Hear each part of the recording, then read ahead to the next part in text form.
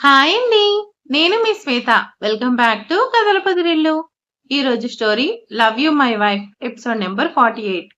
కథను రచించిన వారు చిన్ను గారు, వాయిస్ ఓవర్ శ్వేత. ఇక లేట్ చేయకుండా స్టోరీలోకి వెళ్ళిపోదాం. దీపాలి, నేనిందుకే ఇక్కడికి వద్దన్నాను. చూసావా? అందరిలో మనల్ని ఎలా ఇన్సల్ట్ చేసిందో. అందుకే నేను అనేది. తను నాకు అమ్మ కాదు. వద్దు అంటే తీసుకొచ్చావు. ఇప్పటికైనా వెళ్ళిపోదాం. హర్ష, అత్తయ్యకి మన మీద ఉన్న కోపం నెమ్మదిగా తగ్గుతుందనే నమ్మకం ఉంది.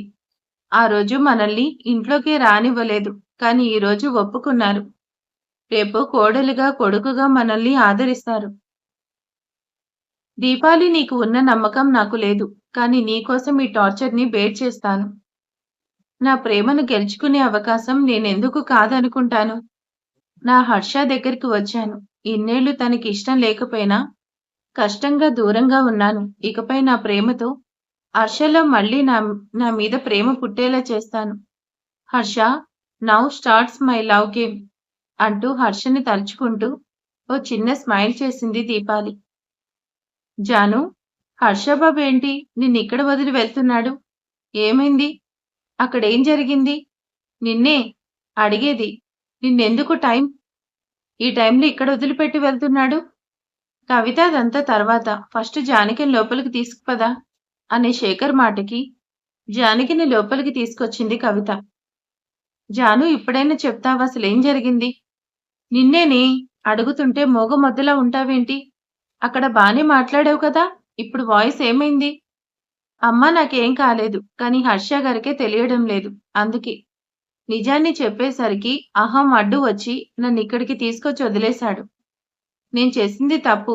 అందుకని వాళ్ళమ్మ కాళ్ళు పట్టుకొని సారీ చెప్పే వరకు నన్నింట్లోకి రావద్దని ఇక్కడ వదిలిపెట్టాడు. ఇదే జరిగింది. సరేనా? జాను, హర్షబాబు అన్నదానిలో తప్పేముంది? నువ్వు చేసిన దానికి అనసూయ గారికి సారీ చెప్తే ఏమైంది?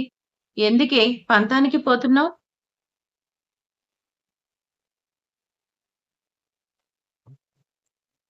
అమ్మా, నేనేం పంతం పట్టట్లేదు. అసలు వాళ్లే పిచ్చిగా ఆలోచిస్తున్నారు. నేను తప్పు చేస్తే ఒకరు చెప్పాల్సిన అవసరం లేదు. నేనే వెళ్లి కాళ్ళు పట్టుకుంటాను. కానీ నేనేం తప్పు చేశాను? ఓ కుటుంబాన్ని కలిపాను. నా దృష్టిలో అదేం తప్పు కాదు. నేను తప్పు చేయనప్పుడు ఎవరి కాళ్ళు పట్టుకోవాల్సిన అవసరం లేదు. జాను, అర్థం లేని ఆవేశంతో నీ కాపురం నాశనం చేసుకుంటున్నావు. నీకది అర్థం కావట్లేదు. అమ్మా, నీకే అర్థం కావట్లేదు. అసలు మేం చేసేది కాపురమే కాదు. కానీ ఈ నిజం నీకు చెప్పలేను. ఎప్పటికైనా నేను ఆ ఇంటి నుంచి బయటికి రావాల్సిందే కదా. ఇదే అవకాశం అనుకుంటాను అనుకుంటూ, అమ్మా, నేనేం చేస్తున్నానో నాకు తెలుసు. నేను వెళ్లి కాళ్ళు పట్టుకొని బ్రతిమలాడడం కాదు. ఆయనే వచ్చి నన్ను తీసుకెళ్లే వరకు నేనే ఈ ఇంటి గడప కూడా తొక్కను. నేను ఆ ఇంటి గడప కూడా తొక్కను అంటూ జానకి ఆవేశంగా తన రూమ్‌కి వెళ్ళింది. జానకి కాపురానికి నా దిష్టే తగిలిందేమో ఇలా అయింది. ఇప్పుడేం చేయాలి? కవిత, నువ్వేం టెన్షన్ పడకు. నెమ్మదిగా అవే సర్దుకుంటాయి. శేఖర్ గారు, కాలం గాయం మానేలా చేస్తుంది కానీ భార్యాభర్తల మధ్య అగాధం మిగిలేలా చేస్తుంది. జానకి కాపురం అలా అవుతుంటే నేను చూస్తుండలేను. నేనే ఏదోకటి చెయ్యాలి. నేనే హర్షబాబుతో మాట్లాడతాను. తను కాళ్ళు పట్టుకొనైనా జానక కాపురం నిలబెడతాను. జానకి రూంలోకొచ్చి కోపంగా బెడ్ మీద కూర్చుంది. అసలు నన్ను అర్థం చేసుకోకుండా నేను చేసింది తప్పు అంటాడేంటి? నేనేం తప్పు చేశాను? నన్ను బ్లేమ్ చేసి తీసుకొచ్చి వదిలేసి వెళ్ళిపోయాడు. నువ్వే నేనొచ్చే వరకు నేనసలు మళ్ళీ ఆ ఇంటికి వచ్చేది లేదు. నాతో ఇప్పటి వరకు ఎవరు ఇంత యారగెంట్‌గా బిహేవ్ చేయలేదు. I just hate him. Anasuya, Harsha వాళ్ళొచ్చేస్తారు. నువ్వైతే టెన్షన్ పడకు అంటూ ఆనంద్ చెప్తున్నా హర్ష జానకిని తీసుకొని బయటికి వెళ్ళాడు. అనేసరికి హర్ష కోసం హాల్లోనే వెయిట్ చేస్తుంది. ఏవండీ, మళ్ళీ రామాకి కాల్ ట్రై చేసింది. అసలు ఈ టైంలో ఎక్కడికి తీసుకెళ్ళాడు? రామ అలా చేస్తుంటే అప్పుడే నాకు చెప్పొచ్చు కదా. అను, ఏం జరగదు. రాము మొబైల్ తీసుకువెళ్ళలేదు. వచ్చేస్తాడు అంటూ ఆనంద్ చెప్తుంటే అనసూయ రామ కోసం టెన్షన్‌గా చూస్తుంది. డాడ్, ఇప్పుడు రామ తన వైఫ్‌ని ఏం చేసుంటాడు? నేనసలు జానకి ఇలాంటి ట్విస్ట్ ఇస్తుందని ఎక్స్‌పెక్ట్ చేయలేదు. అత్తతో నామినీతో పెళ్లి విషయం మాట్లాడుతాను అన్నాం. ఈ టైంలో ఏం చేస్తావు అంటూ అడుగుతాడు కల్పిత్. షూ! ఈ షాక్‌ని నేనే డైజెస్ట్ చేసుకోలేకపోతున్నా. ఇంక అనసూయని అడిగితే ఏమైనా ఉందా? ఇన్నేళ్లు ఈ ఆస్తికి హర్ష ఒక్కడే ఏదోకటి చేసి తప్పించేయొచ్చు అనుకున్నాను. కానీ ఇప్పుడు హర్ష కూడా వచ్చాడు. ఏం చేయాలో తెలియడం లేదు. ఈ జానకి ఎందుకిలా చేసింది? నేనింత థింక్ చేసినా నా బ్రెయిన్‌కి అందట్లేదు అంటూ జేపీ అంకుల్ కూడా సైలెంట్‌గా చూస్తున్నాడు. నందనవనంలోకి వస్తున్న కార్ సౌండ్ వినగానే అందరూ కూడా ఆతృతగా చూస్తున్నారు. హర్ష ఒక్కడే లోపలికొస్తుంటే వెనకే జానకి కోసం అందరూ చూస్తున్నారు. రామా నువ్వొక్కడివే వస్తున్నావ్? జానకి ఏమైంది? నిన్నే అడిగేది రామా! జానకి ఏమైంది? నువ్వే తీసుకెళ్ళావు కదా! తను ఎక్కడ వదిలిపెట్టావు? నువ్వు కూడా నాకు సమాధానం చెప్పవా రామా? మామ్ ప్లీజ్ నిన్ను నీ మాటను కాదు అనలేను. అయినా తననేం అడవిలో వదిలిపెట్టలేదు. తన పుట్టింట్లోనే వదిలిపెట్టాను. రామా ఏమంటున్నావ్? ఎందుకు తననక్కడ వదిలిపెట్టావ్? ఇదంతా మన ఫ్యామిలీ ఇష్యూ. జానకి కూడా మన ఫ్యామిలీ మెంబర్. మరెందుకు తనని అక్కడ వదిలిపెట్టావ్? ఏదైనా ఉంటే మనం చూసుకోవాలి. ముందెళ్ళి తనని ఇంటికి తీసుకురా. Ma'am sorry. ఈ విషయంలో నేను నీ మాటను కాదు అంటున్నాను. తనేం చిన్నపిల్ల కాదు. తనని ఇంటికి రావద్దని నేనేం చెప్పలేదు. తను రావాలనుకుంటే తనే వస్తుంది. వాట్ ఈస్ వాట్ అనేది తనకే తెలుసని ఫీల్ అవుతుంది కదా! ఇంక ఈ విషయం మీద డిస్కషన్ అన్నెసెసరీ అంటూ హర్ష అక్కడి నుంచి వెళ్ళిపోయాడు. వావ్! అంటే ఇప్పుడు హర్ష జానకిని బయటికి పంపేశాడా? నేను చేద్దామనుకుంటే నేను ఇన్వాల్వ్ అవ్వకుండానే నాకు కావాల్సింది జరిగింది. నీ మీద నా ప్రేమ నిజమైంది హర్ష. అందుకే నా ప్రేమే నిన్ను నా దగ్గర చేయడం కోసం నీ వైఫ్‌ని నీకు దూరం చేసింది. నీకు నా మీద ఇంకా లవ్ ఉందని ఈ సిట్యుయేషన్‌తో అర్థమైంది పిచ్చిది. నా ప్రేమను నేనే గెలుచుకుంటాను. నిన్ను కూడా గెలుచుకుంటాను హర్ష అనేసి మనసులో ఆనందపడుతూ చూస్తుంది దీపాలి. హర్ష చేసిన దానికి ఎవరికి ఎలా రియాక్ట్ అవ్వాలో కూడా తెలియక సైలెంట్‌గా చూస్తుండిపోయారు. నైట్ తన మొబైల్ రింగ్ అవుతుంటే డీప్ స్లీప్‌లో ఉన్న జ్ఞాపిక కావేరి ఆంటీ కాల్ చేసేసరికి వివిద్‌కి కనిపించకుండా బాల్కనీకొచ్చింది.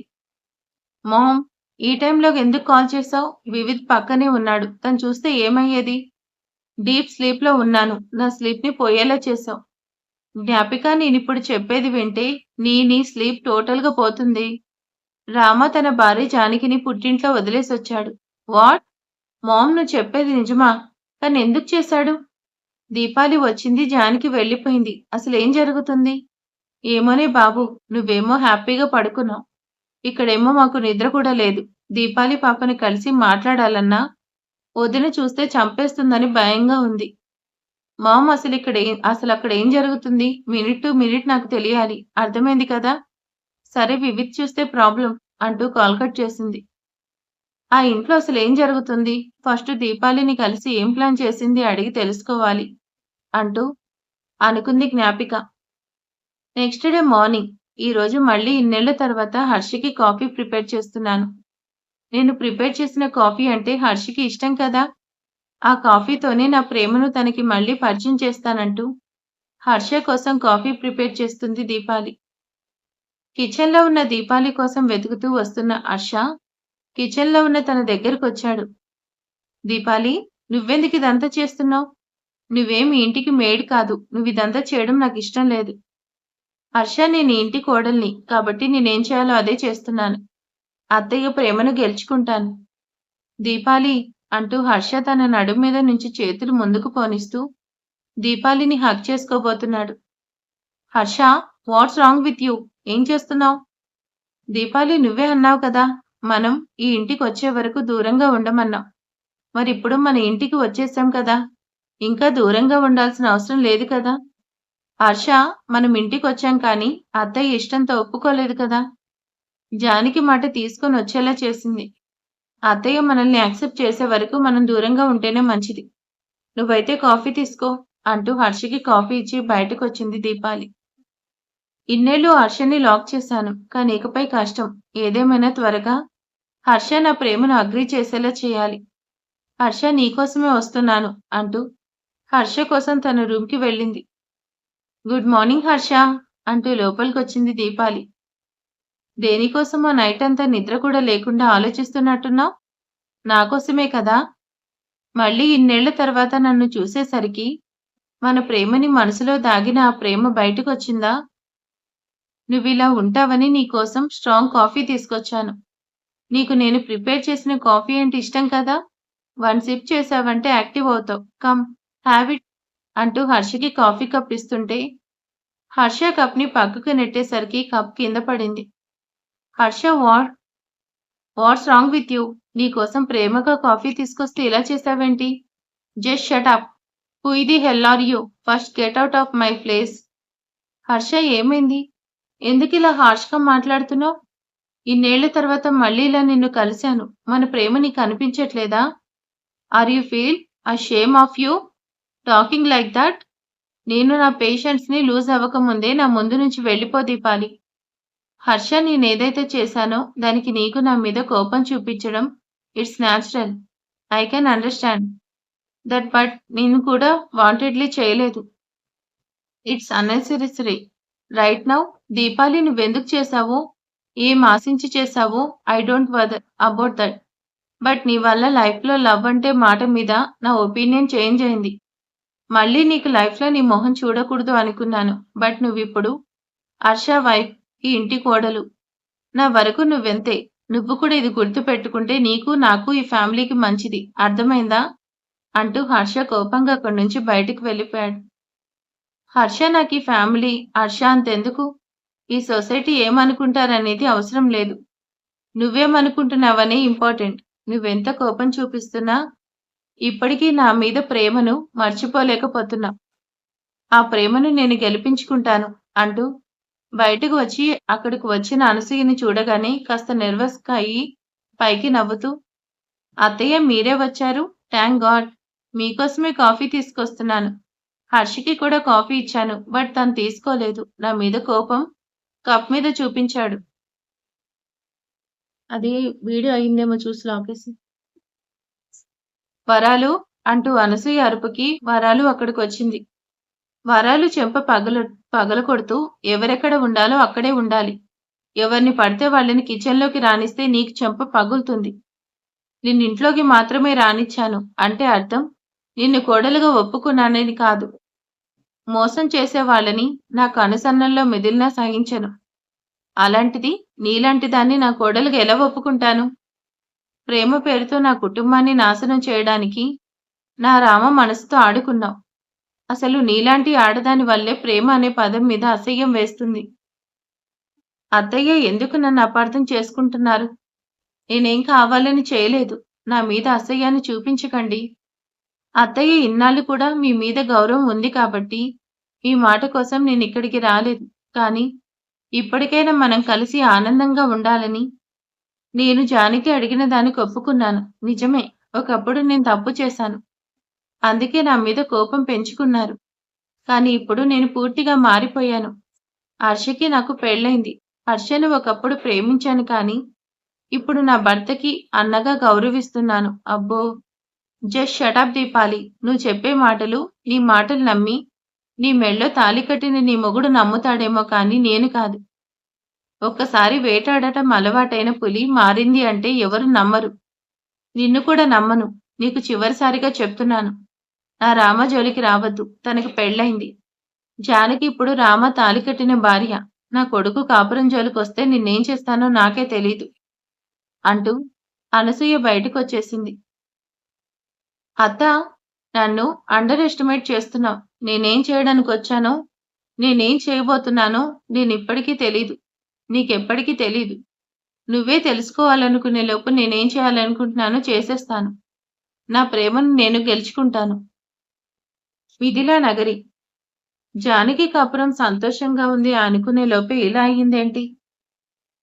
తనే తన కాపురాన్ని కష్టంలో పడేసుకుంది. నేనేదోకటి చేసి జానకి, హర్షబాబుని కలపాలనేసి కవిత హాల్లో కూర్చుని ఆలోచిస్తూ ఉంది. ఆంటీ అంటూ అప్పుడే లోపలికొచ్చాడు వైష్. వైష్! ఆంటీ జానకి ఇంట్లోనే ఉందా? ఇఫ్ యూ డోంట్ మైండ్ తనతో ఒకసారి మాట్లాడొచ్చా? దానికేం అది బానే ఉంది. కాపురం ఏమైందో అనే భయం, దిగులు లేకుండా అకాడమీకి వెళ్ళడానికి రెడీ అవుతుంది. అసలు నాకు అర్థం కావట్లేదు. తనకి తనకి మాలిన ధర్మం మొదలు చెడ్డ బేరం అన్నట్టు తనకి సంబంధం లేని విషయంలో తలదూర్చి తన కాపురాన్ని కష్టంలో పడేసుకుంది. దీనిలో హర్షబాబు తప్పేం లేదు. కనీసం నువ్వైనా దానికి కాస్త అర్థమయ్యేలా చెప్పు బాబు.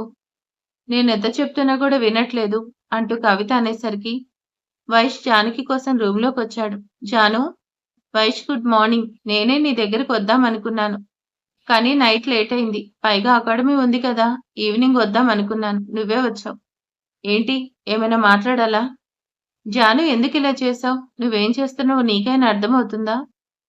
నేనేం చేశాను? మార్నింగ్ అయింది కదా, బ్రేక్‌ఫాస్ట్ చేసి అకాడమీకి స్టార్ట్ అవుతున్నాను. జాను, నువ్వు చాలా తెలివిగా మాట్లాడుతున్నావు. నేనడిగేది ఇప్పుడేం చేశావని కాదు, అసలేం చేస్తున్నావని. ఎందుకిలాంటి పని చేశావు? దీనివల్ల నువ్వే ఆ ఇంటికి దూరం అయ్యావు. ఇదంతా మా కోసమే చేశావా? మా పెళ్లి కోసం నీ కాపురం ప్రాబ్లమ్ ఫేస్ చేయడం నాకిష్టం లేదు. అందుకే హర్షకి ఏదైతే అదయింది. నిజం చెప్పేస్తాను. వైష్ణవ్, ఏమంటున్నావు? ఈ టైంలో ఇలాంటి డిసిషన్ తీసుకుంటే లైఫ్‌లో మీ పెళ్లి జరగదు. నా సంగతంటావా? ఈ రోజు కాకపోయినా రేపైనా నేను ఆ ఇంటి నుంచి బయటకొచ్చేదాన్నే కదా! కాస్త ముందుగా వచ్చేశాను. నా మీద నమ్మకం ఉంటే నా డిసిషన్‌కి వాల్యూ ఇచ్చి కొన్ని రోజులు ఓపిక పట్టు. నేనేదో ఒకటి చేసి మీ పెళ్లి జరిగేలా చేస్తాను. జాను, ఎందుకు ప్రతిసారి అలా అంటావు? హర్ష చాలా మంచివాడు, ఒప్పుకుంటాను. తనేదైతే చేశాడో it's not good thing. But తనేం చెడ్డవాడు కాదు. నువ్వంటే తనకి చాలా ఇష్టం ఉంది. వైష్, ప్లీజ్, నీ ఫ్రెండ్ సంగతి నా దగ్గర మాట్లాడకు. తన మీద నాకెలాంటి ఇష్టం లేదు. నేను తనని పెళ్లి చేసుకుంది అగ్రీమెంట్ మాత్రమే. తనంటే ఇష్టంతో కాదు. ఈ విషయంలో నేనేం రిగ్రెట్ కావట్లేదు. Of course happy for that. అకాడమీకి టైం అవుతుంది. తర్వాత మాట్లాడతాను అంటూ జానకి పరుగున బయటికి వెళ్ళిపోయింది. వైష్, తనతో మాట్లాడావా? ఏమంది? తను తన అత్తింటికి వెళ్ళడానికి ఒప్పుకుందా ఆంటీ అంటూ వైష్ డల్‌గా ఏం మాట్లాడకుండా ఉంటే అర్థమైంది. అది మొండిది బాబూ. ఎవరి మాట వినదు. దానికి నచ్చిందే చేస్తుంది. అతిగారం చేసి తప్పు చేశాను. ఇప్పుడు నేనే ఏదో ఒకటి చేస్తాను. నేనే హర్ష బాబుతో మాట్లాడతాను. జాను, నాతో చెప్పేది నిజమా? అంటే జాను, హర్ష పెళ్లి నిజం కాదా? అగ్రీమెంట్ మ్యారేజ్ చేసుకున్నారా? జాను ఎందుకిలాంటి డిసిషన్ తీసుకుంది? జాను ఇలా చేయడానికి నేను ఓ రీజన్ కదా! నా వల్లే జానుకి మ్యారేజ్ మీద ఒపీనియన్ చేంజ్ అయింది. కానీ జాను చెప్పినట్టు హర్ష అలాంటి వాడంటే నమ్మబుద్ధి కావట్లేదు. హర్షకి చాలా మంది అమ్మాయిలతో సంబంధం ఉండొచ్చు, కానీ మోసం చేసేవాడు అనిపించట్లేదు.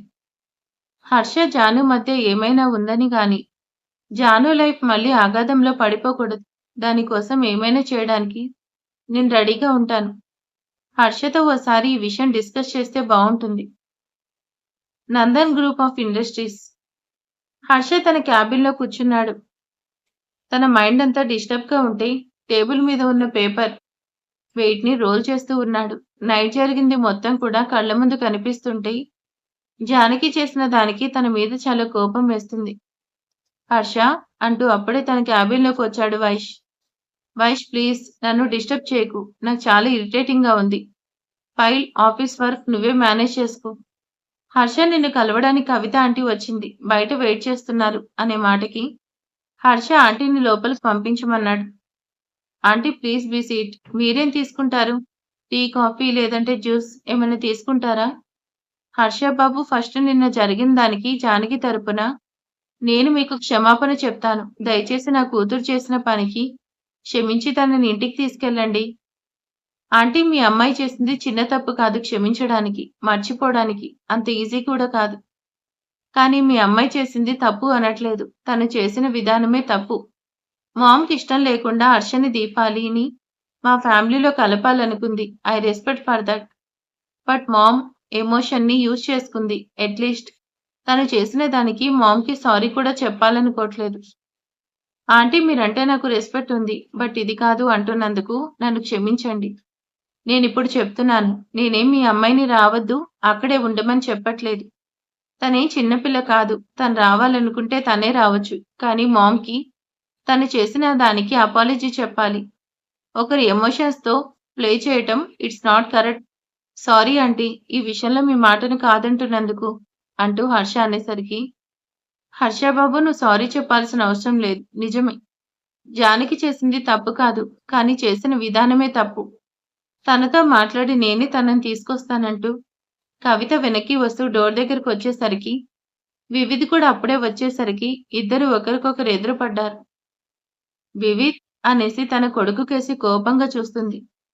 మామ్ అనబోతున్న వివిధ్‌ని సీరియస్‌గా చూసేసరికి, వివిధ్ మాట తన గొంతులోనే ఆగిపోయింది. కవిత వైపు బాధగా పశ్చాత్తాపంతో చూస్తున్నాడు వివిధ్. కవిత వివిధ్‌ని సీరియస్‌గా చూస్తూ అక్కడి నుంచి వెళ్ళిపోయింది. మామ్ నీకు నా మీద కోపం ఉంది. నా వల్లే జాను లైఫ్ స్పాయిల్ అయింది కదా! బట్ ఇప్పుడు అలా కాదు. తన లైఫ్‌ని సెట్ చేయడానికి నా వంతు ప్రయత్నం నేను చేస్తాను. అందుకే ఇక్కడికొచ్చాను. వివిధ్ నువ్వెప్పుడొచ్చావు? లోపలికి రాకుండా అక్కడేం చేస్తున్నావు? ప్లీజ్ బీ కమ్ అంటున్న హర్ష మాటకి వివిధ్ నార్మల్ అవుతూ లోపలికొచ్చాడు. వివిధ్ ఈ టైంలో వచ్చావు ఏదైనా వర్క్ ఉందా? హర్ష నేనిప్పుడు నీకోసం వచ్చింది ఆఫీస్ వర్క్ మీద కాదు. పర్సనల్ వర్క్ మీద. First of all sorry for that. Harsha మాటకి చిన్నగా స్మైల్ చేస్తూ నువ్వేం అడుగుతున్నావో కూడా తెలీదు. బట్ ముందే సారీ చెప్పేస్తున్నావు పర్లేదు. ఫస్ట్ అదేంటో అడుగు వివిధ్. హర్ష యాక్చువల్లీ వేరేదైతే నేనింత ఇన్కన్వీనియన్స్ ఫీల్ అయ్యేవాడిని కాదు. బట్ ఇది నీ పర్సనల్ ఇష్యూ. కాబట్టే నేనింత ఆక్వర్డ్ ఫీల్ అవుతున్నాను. సరే ఇప్పుడొచ్చింది కవిత గారు కదా! తనిక్కడికి ఎందుకొచ్చారు? కవిత ఆంటీ నా కోసం వచ్చారు. నువ్వు టాపిక్ డైవర్ట్ చేస్తున్నావు. నువ్వేం అడగాలో అడుగు వివిధ్ అంటూ స్ట్రెయిట్‌గా అడిగాడు హర్ష. హర్ష నిన్న ఫంక్షన్‌లో ఏదైతే జరిగిందో అదంతా కూడా ఏం కరెక్ట్ అనిపించట్లేదు. ఏదేమైనా నువ్వు కొంచెం అర్థం చేసుకోవాల్సింది. తను నీ వైఫ్ కదా! వివిధ్ నువ్వే అన్నావు కదా! ఇది నా పర్సనల్. నేను కూడా నా పర్సనల్ ఇష్యూని ఎవరితోనూ షేర్ చేసుకోవడం నాకిష్టం లేదు. సారీ. నిన్నేమైనా ఇబ్బంది పెట్టుంటే. బట్ ఈ విషయం అయితే ఇక్కడే వదిలేద్దాం అంటూ హర్ష సింపుల్‌గా చెప్పేసి అక్కడి నుంచి వెళ్ళిపోయాడు. హర్ష నేచర్ చూస్తుంటే తను అలాంటి వాడంటే నాకస్సలు నమ్మబుద్ధి కావట్లేదు. బట్ జాను చెప్పేది నిజమనిపిస్తుంది. హర్షని స్ట్రెయిట్‌గా అడగలేను. జానుని ఎందుకు మోసం చేశావు? అని అడగాలంటే నాకు జానుకి ఉన్న రిలేషన్‌ని రివీల్ చేయాలి. బట్ అదే జరిగితే జాను లైఫ్ రిస్క్‌లో పడుతుంది.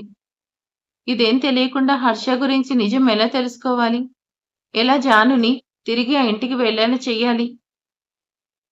ఈవినింగ్ 4:30 హర్ష సీరియస్‌గా ఉన్నాడు. ఇప్పుడు తనని జాను విషయంలో అడిగితే ఏమైనా అంటాడేమో. నా వల్లే హర్ష జాను మీద డిఫరెన్స్ వచ్చింది. నేనే ఏదోకటి చేయాలి. కానీ ఏం చేయాలి? జాను ఇదంతా మా కోసమే చేసిందని నిజం హర్షకి చెప్పలేను.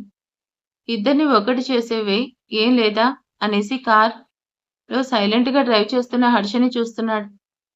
హర్ష కార్ ఆపేసరికి హర్ష కార్ ఆపిన ప్లేస్‌ని చూస్తున్నాడు. హర్ష కార్ ఇక్కడికెందుకు తీసుకొచ్చాడు? తను తెలిసి ఇక్కడికి వచ్చాడా? లేదంటే బై ఛాన్స్ ఇలా వచ్చేసాడా? ఏమైనా అడుగుదామా అంటే నా పనైపోతుందేమో అని భయంగా ఉంది. ఏదైతే అదయింది. అడిగేద్దాం. హర్ష నువ్వు కారు ఇక్కడికి ఎందుకు తీసుకొచ్చావు? షూ నీకేమైనా చిప్పు దొబ్బిందా? ఈవినింగ్ అకాడమీకి ఎందుకొస్తాను? జా అంటూ హర్ష సైలెంట్ అవుతూ గేట్ నుంచి నడుస్తూ వస్తున్న జానకిని చూస్తున్నాడు. హర్ష నువ్వు ఈ టైంలో అకాడమీకి వచ్చావంటే అర్థం నువ్వు జానుని కలవడానికే కదా! కావాలని రెట్టిస్తూ నవ్వుతూ అడుగుతాడు వైశాల్. హర్ష తన రైట్ హ్యాండ్ థంబ్ ఫింగర్‌తో ఫోర్‌హెడ్ మీద రబ్ చేసుకుంటూ జానకిని చూస్తున్నాడు. ఛీ దీనమ్మ జీవితం. నేనేంటి వీడికిలా దొరికిపోయాను? అలవాటుగా జాను కోసం అకాడమీకొచ్చేసాను. ఇప్పుడు నేను జాను కోసమే వచ్చానని కమిట్ అయ్యానంటే నా ఇమేజ్ డ్యామేజ్ అవుతుంది. హర్ష జాను కోసమే కదా వచ్చింది. మరేంటి జాను కోసం వెళ్ళకుండా ఇక్కడే ఉన్నావు? జాను వస్తుంది కదా వెళ్ళు. వెళ్ళి కలిసి మాట్లాడు అంటున్న వైష్‌కి ఓ సీరియస్ లుక్ ఇస్తూ నీ అబ్బా పగిలిపోతుంది. నీకు నేను చెప్పానా? తన కోసమే వచ్చానని. నేనేమైనా నీకు చెప్పానా? హా! నువ్వు చెప్పకపోయినా అర్థమవుతుంది. మరెందుకు అకాడమీకి వచ్చావు? నీకోసమే వచ్చాను. అదే నీ లవర్ మహి ఉంది కదా! నువ్వు మహిని కలుస్తావనొచ్చాను. నేనేం దానికోసం రాలేదు. అసలు నువ్వేమనుకుంటున్నావు హర్ష? హర్షిత్ రామ్ నందన్. నేనేదో అలవాటుగా తనని పికప్ చేసుకోవడానికొచ్చాననుకున్నావా? అంత సీన్ లేదు అంటాడు హర్ష. నీకేం? జాను నీకోసం మీ ఆయన టైంకి కార్‌లో వచ్చేస్తాడు. హ్యాపీగా కార్‌లో వెళ్తావు. మరి మేము బస్టాప్‌లో బస్‌లో వెయిట్ చేస్తూనే ఉండాలి. జాను మీ ఆయన వచ్చేశాడు అంటున్న మహి మాటకి గేట్ దగ్గర ఉన్న హర్ష కార్‌ని చూడగానే హర్ష గారు అంటూ పరుగున కార్ దగ్గరికి వెళ్ళి కార్ డోర్ ఓపెన్ చేస్తున్న టైంలోనే హర్ష కూడా కార్ డోర్ ఓపెన్ చేసేసరికి ఇద్దరు ఒకరినొకరు చూసుకుంటున్నారు. మరిక తర్వాత ఏం జరగబోతుంది ఏంటి అనేది నెక్స్ట్ పార్ట్‌లో చూద్దాం. Thank you for watching.